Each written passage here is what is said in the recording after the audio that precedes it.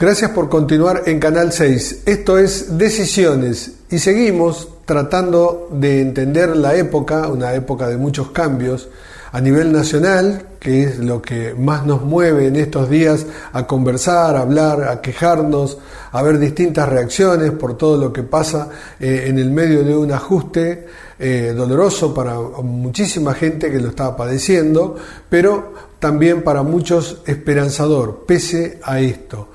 Y dentro de este clima también tratamos de entender qué es lo que pasa acá en Moreno, cuál es la situación después de la reelección de la intendente Mariel Fernández, en qué situación está Moreno en estos tiempos, cuál es el rol que juega la oposición, quiénes van a hacer realmente oposición a un modelo, a una idea que es la que encarna la intendente Mariel Fernández.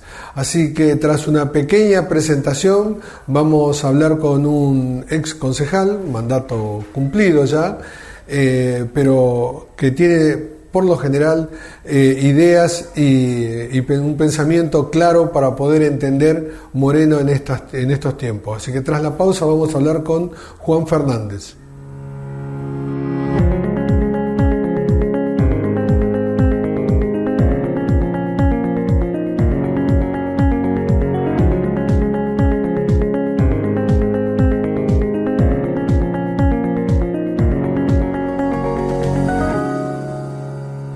Seguimos en Decisiones y, como decíamos, agradecemos a Juan Fernández que nos visite.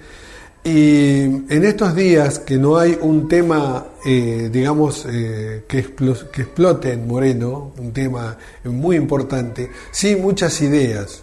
Hay unas cosas que yo veo que no las entiendo bien. Entonces, por eso te invito para ver cuál es tu visión, qué es lo que ves que pasa. Arrancamos por donde quieras, ¿a nivel nacional o Moreno? Arrancamos por lo nacional. Yo creo que el ajuste, vos nombraste en la presentación la palabra ajuste, empezó hace mucho tiempo y de la peor manera con inflación. Es decir, el gobierno anterior ejerció un ajuste sobre los asalariados con el peor de los impuestos, que es la inflación. Y nos dejaron un país con 211% de inflación anual. A este lugar económico y social nos trajo el kirchnerismo y el populismo. Milei, yo creo que está yendo en la dirección correcta. Yo no comparto muchas de las formas y de la forma de manejar la situación, y creo que se prenden algunas luces amarillas. Pero la verdad es que nosotros como radicales coincidimos en que tenemos que partir de una base elemental, que es un equilibrio fiscal. No puede ser que un país se desarrolle si no tiene un equilibrio fiscal. La desregulación de la economía, esta es una economía absolutamente kiosquizada, absolutamente corporativa, es un país corporativo, donde cuando hablamos de corporaciones a veces la gente piensa que hablamos de, no sé, una petrolera, sí, o una multinacional. No, yo hablo de las corporaciones privadas, desde la más pequeña hasta la más grande, sector por sector y en todos los ámbitos, donde uno para hacer alguna actividad siempre se encuentra con el kiosco de alguien. Eso hay que terminarlo.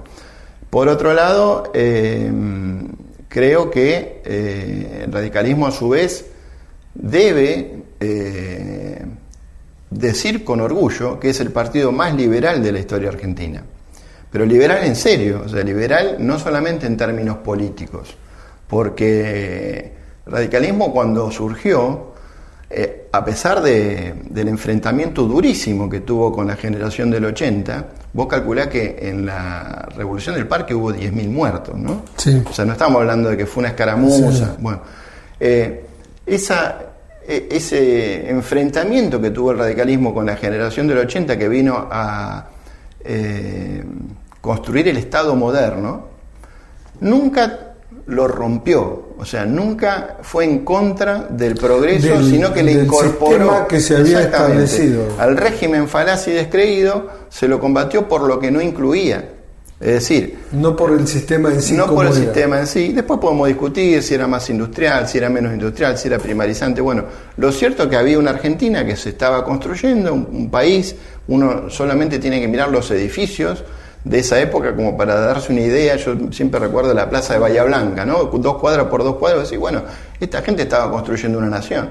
Bueno, el radicalismo vino a incorporar a los trabajadores, a los inmigrantes, y planteó, digamos, su líder político, su padre fundador, Alem, en el discurso por la Federación de Buenos Aires, 1880, ya plantea esa visión. Dice, gobernar lo menos posible, porque cuanto menos gobernar, se liberan las fuerzas justamente productivas y del desarrollo individual en las actividades y en la vida misma. Claro. ¿No? Vamos a tratar, me encanta que hables así, por el tema de que hay que hacer un poco de docencia en el vocabulario político, porque lo veo muy, muy flaco, muy limitado a eslogan nada más. Bueno. Y, por ejemplo, vos hablaste de corporaciones, que es una rémora del fascismo. Exactamente. Que son, las fases que son las corporaciones con las que Mussolini gobernaba. El ejército, los industriales, los sindicalistas, la iglesia, cada corporación se manejaba por sí mismo. Eso después, ¿no?, generó grandes problemas porque la ley es para todos igual. Es que vos no parcelás el Estado se lo parcelás y lo das a una parte. Y hay gente que a veces habla de fascismo y no ve esa parte del fascismo, que también es junto con no aceptar las ideas de los demás, de donde vengan, de izquierda, derecha, de donde sea, que es lo del fascismo, y en este caso, desde dónde viene el liberalismo en la Argentina. Así que todo lo que vos pares para tratar de explicar y entender la Revolución del Parque en 1890 y lo que sucede... Pero aparte el liberalismo de Adam Smith, el liberalismo bien entendido, habla del Estado como el que regula las cuestiones que el mercado no quiere, no puede o no puede hacer. Entonces, salud, educación, seguridad, defensa, justicia son cosas que tiene que administrar el Estado. Por lo tanto, por supuesto en algunos casos puede haber dos gestionadores, como en educación o como en salud, pero sin embargo el Estado está de alguna forma a la altura de las circunstancias, y el radicalismo cree en eso. Por eso es muy difícil hoy, y esto lo dice siempre Rodrigo de Loredo, calzar un discurso moderado en un momento de tanto extremo, ¿no? Eso te iba a decir. Entonces, en este probablemente todo se exacerba, se lleva a blanco, negro, y se toma partido y se pone una camiseta como si fuera de fútbol. No, pará, que hay ideas que hay que... Por eso. Entonces, esa generación, la generación del 80, se hizo desde el Estado. Las líneas férreas, la unificación del territorio, la ampliación del territorio, la ocupación del territorio, la Patagonia, la moneda única. No había moneda en la Argentina. Bueno, Roca fue un poco el hacedor de esa, o el referente mayor de esa construcción de la nueva Argentina. Ahora, el radicalismo no vino a romper eso. El radicalismo lo que fue a romper fue el conservadurismo que impedía un grupo selecto que era el que manejaba que impedía la participación del pueblo en las decisiones políticas y en la formulación de las políticas públicas. Ahora, claro, es un país que es muy difícil, ¿no? Porque los progresistas son fascistas, los liberales son conservadores y los radicales somos moderados. Claro, entonces, pero vuelvo al punto, claro. Es decir, la falta de conocimiento te lleva a eso, te lleva a embanderarte con cuestiones definitivas, pendulares en una punta, en la otra, y todo es blanco o negro. No es un dibujito animado donde sabes dónde están los chicos buenos y los chicos malos. Hay una zona gris muy grande. Bueno, por eso el radicalismo, a través de sus voces, yo creo que además hay un tema que resolver dentro del radicalismo que tiene que ver con el protagonismo de ciertos dirigentes, no voy a hacer nombres, que no ayuda a tener una posición común, pero el radicalismo tiene que aportar en este camino de, yo te diría, de poner las cosas en orden en el país, con una mirada absolutamente liberal en lo político, e indicarle al gobierno que muchas de las cosas que supuestamente son para mejorar, no siempre las hacen de la mejor manera. Por lo tanto, yo creo que tiene mucho para opinar el radicalismo, para poner sobre la mesa, y en las políticas incluso que son de tratamiento en estos momentos, desde la reforma laboral hasta otras banderas que el radicalismo vino luchando desde hace tiempo. Está bien, vos lo ves desde el punto de vista del radicalismo, cosa que también vamos a seguir y metiendo el dedo en la llaga también un poco, problema. Cómo están lo que se ve desde afuera, desde lo periodístico, y dentro del peronismo también hay grandes contradicciones, ¿no? Por algo Perón le puso Roca al principal ferrocarril que iba a toda la Patagonia, Urquiza en la Mesopotamia, Sarmiento, el tren que tenemos en Moreno, es decir, reivindicó todo lo que es la generación del 80 y sin embargo todavía dentro de gran parte del peronismo eso no lo entienden, no lo ven. Bueno, yo creo que el peronismo sería muy bueno también que por lo menos se haga republicano, eso sería un gran avance. Están empezando, yo escucho empezando a entender que hay una división de poderes, que la justicia debería ser independiente, vamos a ver eso, pero se está empezando por lo menos a conversar, lo veo. Y dentro del radicalismo, desde afuera, lo que puedo ver, es que hay un no entendimiento de qué es socialdemocracia por un lado, qué es más liberalismo, es decir, hay una puja interna que nunca se terminó de definir. Mirá, yo te voy a decir lo que dice Andrés Malamud. A ver. Los dirigentes radicales se paran a la izquierda de su electorado. Es decir, que están más a la izquierda que los votantes. Exactamente. Pero, el votante, es decir, el votante no le pide tanto. No, el votante más bien... si vamos al concepto tradicional de izquierda y derecha, que para mí ya no nos calza, el votante es un poquito más de derecha que el dirigente radical. Ahora, también te digo que el radicalismo es un partido nacional, pero no por el concepto que tiene el fascismo kirchnerista cuando dice...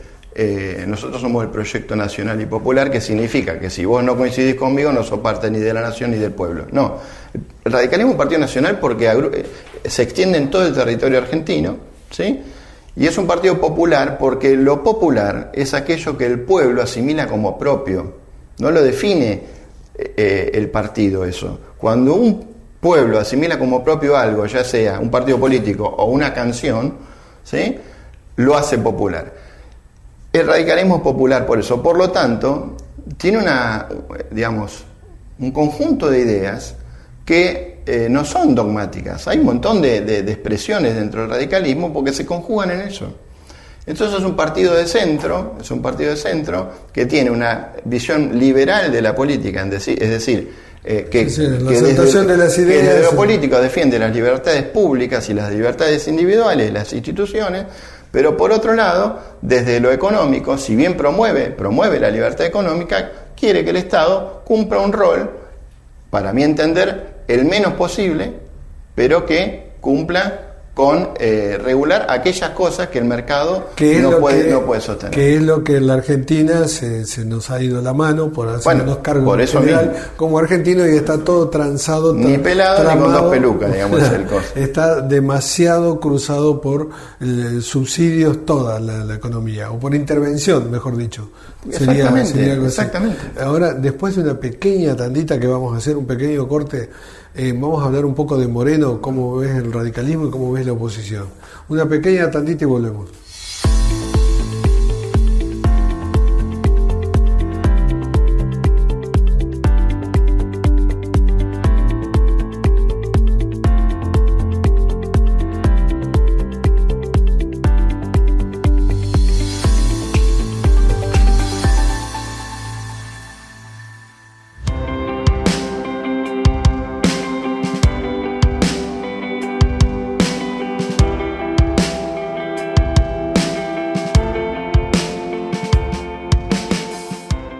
La UNM es una universidad nacional, pública y gratuita.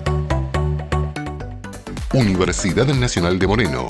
Nuestro derecho, nuestro lugar, nuestro futuro.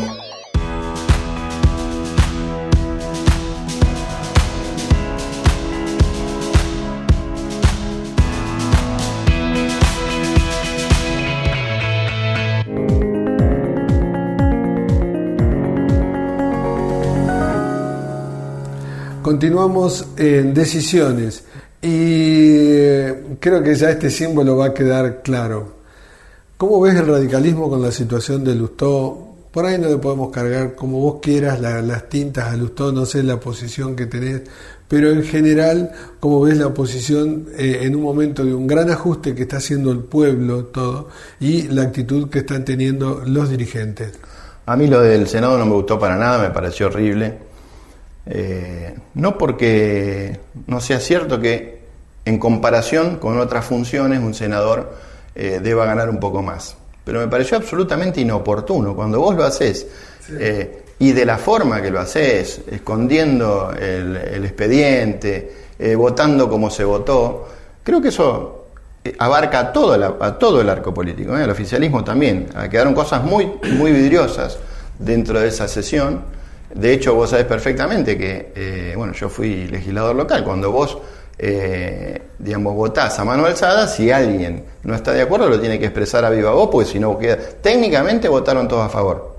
Técnicamente, si mirás el acta, están todos votando a favor. Bueno, entonces, a mí me llama la atención que gente... ¿No crees que le hicieron pisar el palito? A ver, hay mucha gente de mucho oficio.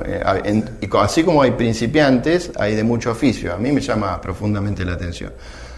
Me parece que no ayuda y que además en un momento donde la gente te hace un enorme esfuerzo, no se puede seguir enchastrando a la política, porque la política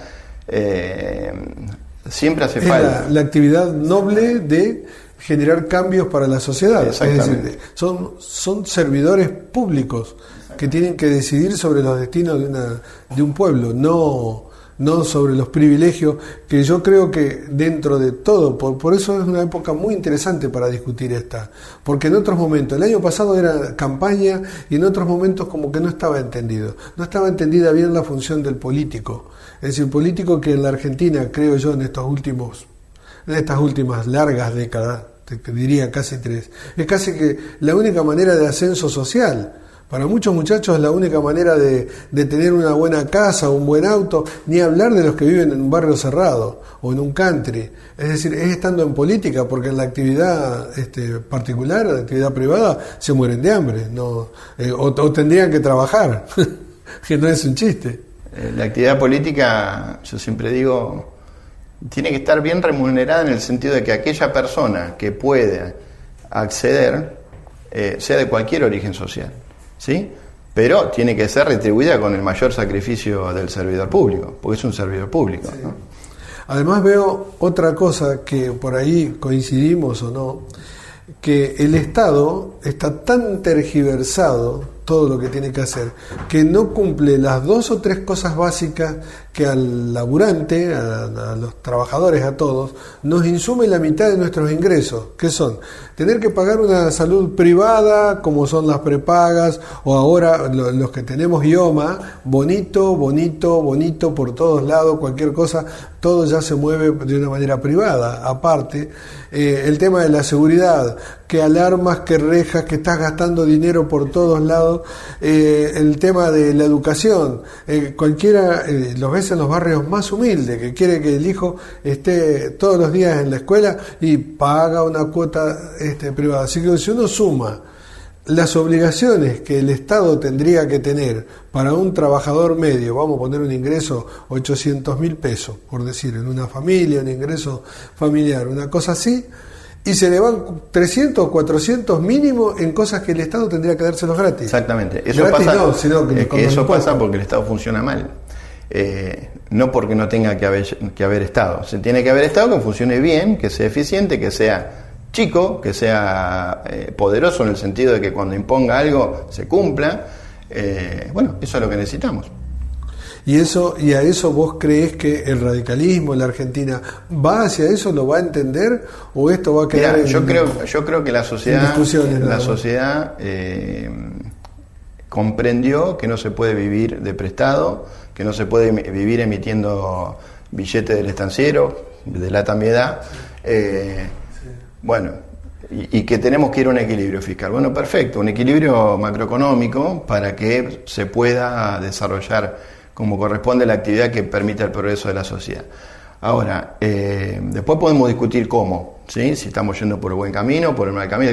La dirección es la correcta, después cómo maneja el conductor lo podemos discutir. Digo, Entonces, volver a la, ¿se puede decir joda? A la joda anterior, no creo que la sociedad vuelva, que vote en ese sentido. Por lo tanto, siempre hay que tener en un marco de racionalidad, digamos, opciones que nos lleven por el lado del crecimiento y ¿Y cómo bajamos esto a Moreno, que también tiene que cumplir 3 o 4 funciones claves del municipio? ¿Cómo las ves vos desde la oposición? Aunque no estás siendo concejal en este momento, te considero uno de los más claros como opositor al gobierno.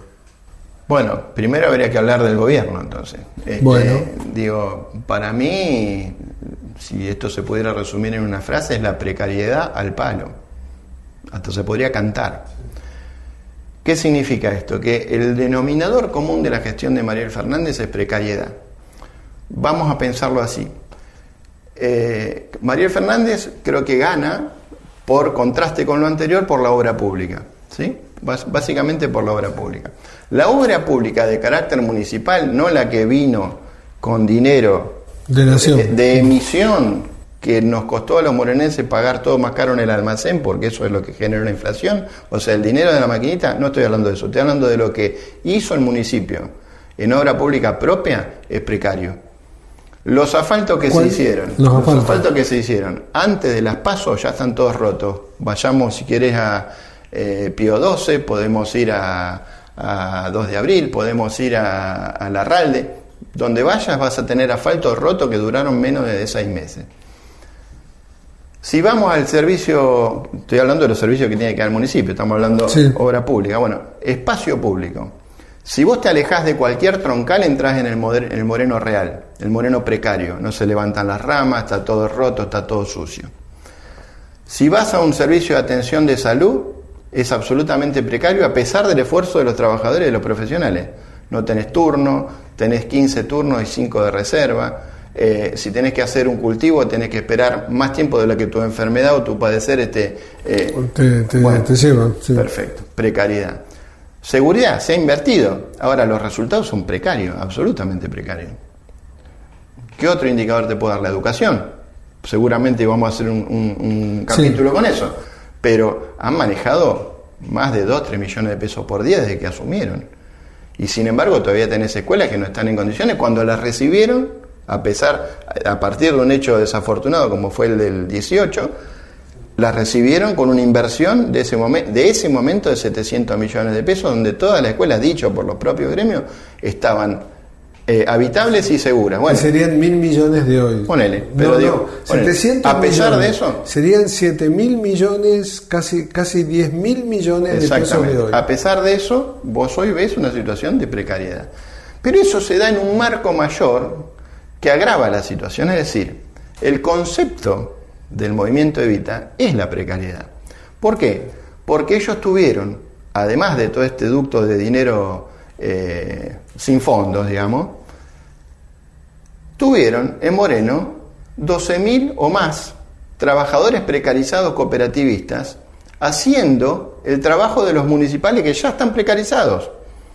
Es decir, que cuando un municipal levanta la voz porque necesita un aumento de sueldo o hace un paro, a nadie le importa, porque atrás hay un trabajador que lo hace por un tercio de lo que cobra un municipal. Es decir, es precaria. Que la ciudad, los de las cooperativas no tienen obra social, no tienen RT, no pagan jubilación, entonces se van a jubilar con nada. El ajuste por izquierda, ¿no? A ver, ese modelo de precariedad es Moreno. Eso es el común denominador. Exactamente, lo que ves. La precariedad al palo. Ahora, yo veo también que en la oposición, que no te hago cargo a vos porque vos no estás siendo concejal en este momento, la veo bastante floja, excepto honrosas excepciones, ¿no? Rescato principalmente a Agostinelli, que siempre habla y discute en público en el Consejo Deliberante. Lo veo empantanado, lo veo como con falta de discurso, pero no solo de adentro, sino que no falta unidad, falta conducción. Los hermanos ASEF han perdido las últimas elecciones, yo creo que ya por ahí están en otro tono. ganó Gisela Agostinelli la interna, pero aparecieron los libertarios por otro lado, entonces no, es decir, se deslució una nueva oposición y ha quedado Moreno, digamos, un poco huérfano. Bueno, a ver, me parece que lo que vos nombraste últimamente, o sea, la realidad nacional ha incorporado algunas divisiones en el nivel local que todavía no se expresan, digamos, explícitamente, ¿vale? Claramente, sí. Pero que bueno, que por ahí atentan contra lo que uno puede pensar que debería ser una oposición unida frente a Mariel Fernández. Nada, desde mi lugar lo que trato de hacer y desde el radicalismo es alzar alguna voz en contra de lo que te acabo de escribir y en línea con lo que pensamos siempre.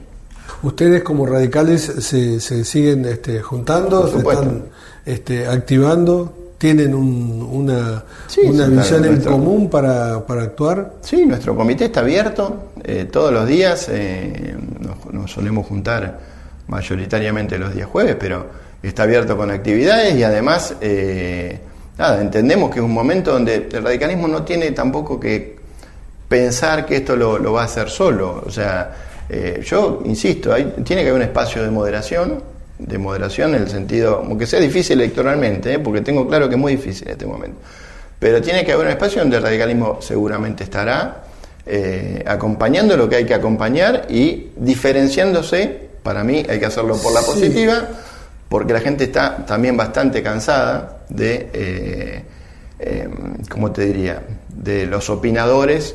Sí. Pero hay que hacerlo con responsabilidad. Nos queda un minutito, pero viene un poco la pregunta.